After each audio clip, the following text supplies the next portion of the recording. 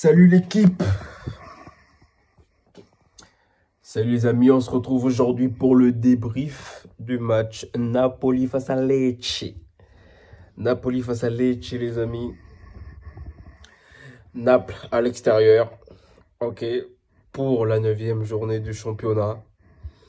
Naples se déplace chez le 16e de la Serie A. Certes, certaines personnes vont dire ouais, c'est facile, c'est Lecce. Ouais, c'est facile. C'est le Napoli en face. C'est quand même quasiment le dernier du championnat. Donc c'est censé être simple. Mais non, les amis, pas du tout. C'est pas censé être simple. Attention à ces petits clubs. Attention à ces petits clubs. On l'a vu face au Torino. Attention à ces petits clubs. On l'a vu aussi en Première Ligue, Liverpool face à Brighton. On l'a vu ces petits clubs. On connaît tous que ces petits clubs-là, pardon, ils sont très compliqués à jouer. On connaît tous. Donc, il faut faire attention aux déplacements compliqués comme ça. Ok, mais bon, victoire du Napoli, 1-0. C'était pas une victoire facile. Au contraire, c'était un match très compliqué parce que voilà, on joue mardi soir. D'habitude, c'est le week-end, mais là, c'est le mardi. Donc, le samedi, le Napoli se déplace au Como. Là, je pense que du côté de Naples, on arrive sur une période très compliquée. À la période où c'est plus milieu de saison, mais ça, là, c'est la période où on commence à enchaîner les matchs, les sérieux matchs. Qu'est-ce que j'entends dire par sérieux match? J'entends dire l'Atalanta, tous les gros poissons là, l'Atalanta, l'Inter, la Juve, la Roma, Milan, la Viola, on va tous les enchaîner là maintenant d'un coup. Ok, ça c'est l'état des lieux. Maintenant revenons sur le match. Les amis, match très compliqué. Ok. Début de match assez timide du côté de Naples et même du côté de Lecce. Les deux équipes s'observaient, les deux équipes attendaient en quelque sorte, j'ai envie de dire, qui va tenter les plus grosses actions en premier. Du côté de Naples, on démarre avec un Luka en pointe. Parce que du coup, Rasmus Højlund était incertain. Lukaku, toujours blessé. David Neres, il était incertain aussi. Mais finalement, il est rentré un peu plus tard dans le match. Luka en pointe. Noah Lang sur le côté. Et de l'autre côté, Politano. Okay. Première mi-temps timide. Ou en première mi-temps, le Napoli, on est censé, euh, à partir de, à partir de ce moment-là de la compétition, en première mi-temps, on ne doit plus laisser de cadeaux.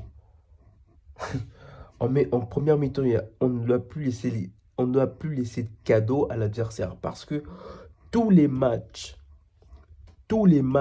quasiment tous les matchs que le Napoli a démarré, quasiment la plupart des matchs, on a commencé à marquer en deuxième mi-temps. C'est pas normal. Après, bon, j'ai envie de dire c'est pas normal, oui et non, parce que du coup, on a un problème d'attaquant, on a beaucoup de blessés. Attends, je vais vous citer la liste des blessés. Kevin De Bruyne, qui s'est blessé ce week-end. Romelu Lukaku. Lobotka. Qui d'autre? Noah Lang. Qui est... Noah Lang, il est sorti pendant le match. Il a fait un signe à Kanté pour dire que ça va pas, faut me sortir. Noah Lang maintenant. Qui d'autre? En gros, la liste, elle est longue. Voilà, déjà, on n'a pas un effectif très garni. Mais je reconnais que cette saison, ça va quand même. Les postes sont assez doublés. Mais sauf qu'au niveau de l'attaque, il y a un problème. Après, du coup, Rasmus Højlund est rentré pour, pour son retour, pour toucher un petit peu le ballon en deuxième période après sa blessure. Donc là, le prochain match, normalement, c'est lui qui est censé démarrer titulaire à Como. Mais Lucas, c'est pas qu'il est en manque de temps de jeu. Mais Lucas, il n'est pas, comment dire, il n'est pas efficace. Lorenzo Luca, il n'est pas efficace, les amis. Donc, Luca, il a démarré, mais il n'est pas efficace. Rasmus Solo est rentré en deuxième période. Tout de suite, on a senti quelque chose, quoi. Même si qu'il n'a pas marqué, mais on a senti un petit truc. Première période, nulle. Ok. Sachant que du coup, les Tchèques, ils ont failli marquer un but. Heureusement qu'on a Vanja Milinkovic-Savic. Vanja Milinkovic-Savic pour venir arrêter le but. Pour faire, du coup, qui s'en sort très bien, du coup, parce que lui, c'est son premier clean sheet de la saison. Ensuite, ensuite quoi? Anguissa, Franck Zambo Anguissa. Comme d'habitude, le patron, Franck Zambo Anguissa, le patron. J'ai envie de dire, si Giovanni Di Lorenzo n'était pas le capitaine, si Di Lorenzo n'était pas le capitaine du Napoli, moi je donne le brassard à Franck Zambo Anguissa, direct.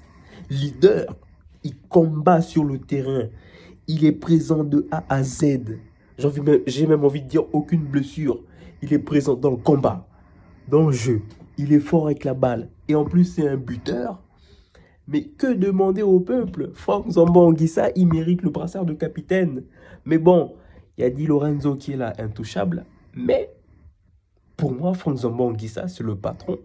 C'est le patron de ce Napoli. À chaque fois, c'est lui qui trouve la solution. C'est lui qui motive. C'est lui qui motive ses joueurs sur le terrain. C'est lui. C'est lui qui est là pour combattre. C'est lui qui place les attaquants. C'est lui qui est en premier pour le pressing. Franchement, Zambo Anguissa, buteur, chapeau. Homme du match. Que dire de mieux? Ça fait 5 matchs que Zambo Anguissa, c'est l'homme du match. Il est tellement bon. Donc ce soir, il sauve encore le Napoli. Ce soir, Zambo Anguissa sauve encore le Napoli une fois de plus, les amis. Voilà, écoutez, les amis, après ça, c'est comment ça s'est terminé le match sur de la gestion. Le match s'est terminé sur de la gestion. Le Napoli a fait tourner. Ils ont fait rentrer Gutiérrez, David Neres aussi. Oh. Au début, je pensais que Kanté, il devait mettre David Neres en pointe pour débuter le match. Mais finalement, David Neres était incertain, mais il est rentré. Une fois que David Neres est rentré, c'est lui qui fait la passe décisive, c'est lui qui tire le coup franc pour que Zambo Anguissa puisse marquer de la tête. C'est lui qui tire. Il est tellement à l'aise lui aussi, ce joueur. Oh. Il y a des bons joueurs. Il est tellement à l'aise aussi, David Neres. Sa façon de garder la balle, sa façon d'être, de percuter dans la vitesse, sa façon de garder ce ballon et de faire de ça quelque chose de beau. Sa façon d'être décisif dans le jeu et sa façon d'être impliqué dans le jeu. Il est très fort, les amis. Donc, les gens comme David Neres, Anguissa, Antonio Conte, il connaît très bien ces gens. Il connaît très bien ces éléments. Ensuite, là, je pense que en deuxième mi-temps, quand Lecce, ils ont loupé le penalty, au retour de la pause, à la 60e minute, quelque chose comme ça, Antonio Conte, il a décidé de faire rentrer les cadres et tout de suite, on a vu que le match a changé. On a tout de suite vu que le match a changé. Quand McTominay est rentré, Rasmus Hojlund est rentré, David Neres est rentré, Spinazzola, ils sont tous rentrés. On a tous vu que le match a complètement changé. Parce que oui, les amis, aujourd'hui, cette équipe de Naples, ils ont 2 équipes. Moi, j'ai même envie de voir ça comme ça. Ils ont 2 équipes.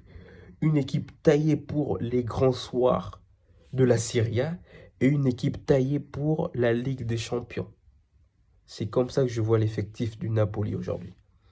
Voilà, écoutez les amis, on va pas parler... On peut en dire tellement sur la façon dont Conte gère sa gestion d'effectifs. Mais voilà, il y a beaucoup de solutions, il y a de quoi faire. Il y a des personnes qui ne sont pas encore à l'aise. Et il y en a d'autres qui méritent un peu plus de temps de jeu. Noah Lang, sa première titularisation de la saison, il est déjà blessé, incertain. On va voir ce que ça donne ce week-end, mais à mon avis, ce week-end, il ne jouera pas. Et puis voilà, David Neres va débuter le match. Va débuter le match, pardon. Donc voilà les amis, écoutez. Aujourd'hui, Naples face à Lecce, victoire de Naples, 1-0. Ce n'était pas un déplacement simple, au contraire, c'était un déplacement très compliqué. On dit toujours aux grandes écuries de se méfier des petites écuries. Donc, il y a deux week-ends, on l'a vu très bien à Naples, Torino. Et là, aujourd'hui, heureusement qu'avec ce but et avec la gestion d'Antonio Conte, Naples a pu se mettre à l'abri.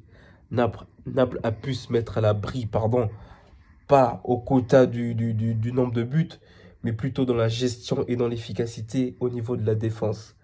Donc voilà, c'était pas un match simple, mais au final, le Napoli s'en sort très bien et prend le large, si j'ai envie de dire, en attendant le match de Milan et de la Roma. Bon les amis, voilà, restez branchés. Prochain match de Naples, samedi, déplacement au Como. Como aussi, c'est une belle équipe. Attention, c'est pareil, là aussi ça va être un match très compliqué, même si c'est des petits clubs, mais c'est des petits clubs très vicieux. Ils ont de très bons joueurs. Voilà les amis, restez branchés. C'est tout pour moi et la suite au prochain numéro.